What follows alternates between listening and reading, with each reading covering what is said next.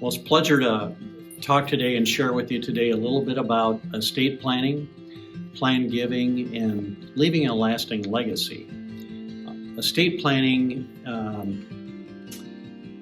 is a great topic. It's something I've been involved in for almost 40 years in my practice as a financial planner in wealth management. And much to my surprise, over the years, I found so many people that did not have a will in place, no matter what age they were, whether they were really young or whether they were 70 or 80 years old.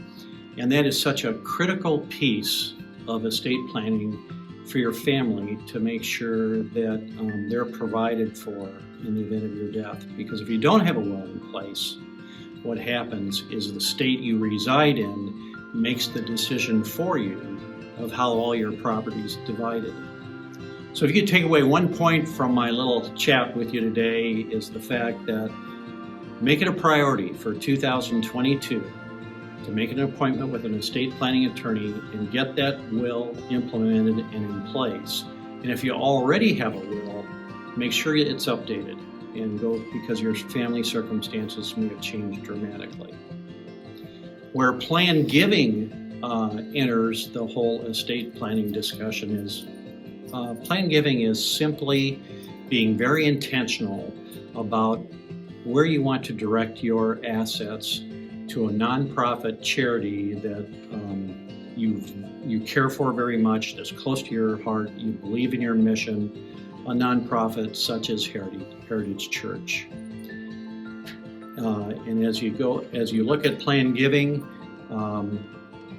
there are several easy steps that you can take, and I'll just cover 2 or 3 simple points that you can follow up on if you choose. 1, for all your retirement plans, check the beneficiary designations of those plans. Those would be things such as your IRA, individual retirement account, or an employer-based retirement plan such as an employer-based 401k plan.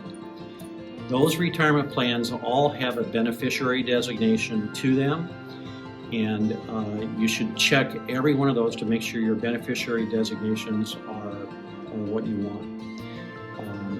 Your family circumstances may have changed. You may have your spouse as the beneficiary and your spouse is deceased. That designation needs to change, because beneficiary-driven accounts like that, the beneficiary designation directs where the money goes, not your will. So on retirement plans, check your Benny designations. Perhaps with the financial markets having been as strong as they've been in the last decade, your IRA is now a lot larger in value than you thought it ever would get to be. And you now think, well, maybe in family discussions with your wife and your family, you may decide, okay, I'm only going to give 90% to my spouse if I die. Maybe I'm going to carve out 10% of that to go to your favorite nonprofit 501c3, such as Heritage Church. So check those beneficiary designations. That's critically important. Another area where you can check beneficiary designations as well is life insurance. Many of you may have old life policies, and you may be at the point where you decide, you know what, I don't even need this life insurance policy anymore. Let's change the beneficiary designation to someone that's going to be doing some great work into the future, such as Heritage, and you can make Heritage either a portion or all of the beneficiary of your life insurance policy.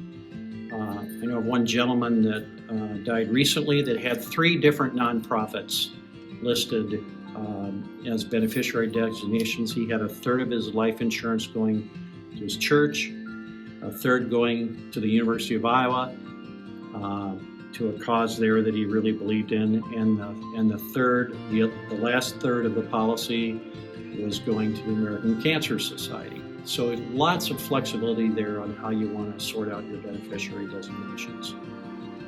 Last thing I would comment on is a current gifting idea, not just for estate planning, but for current gifting.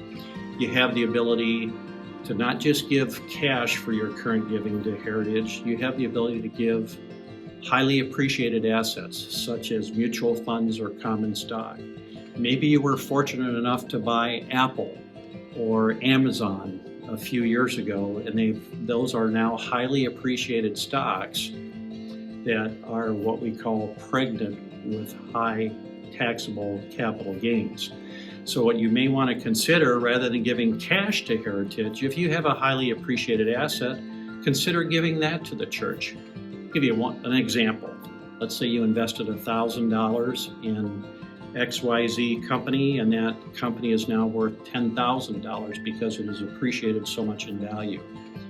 Well, if you sold XYZ, you now have $9,000 in capital gains tax that you have to pay, so your net return is significantly less. Conversely, if you go ahead and give that $10,000 worth of XYZ to Heritage, Heritage gets the full $10,000. They'll simply liquidate it and take the $10,000 as a gift. You get credit for the full gift as a charitable donation of $10,000 because that's the current market value.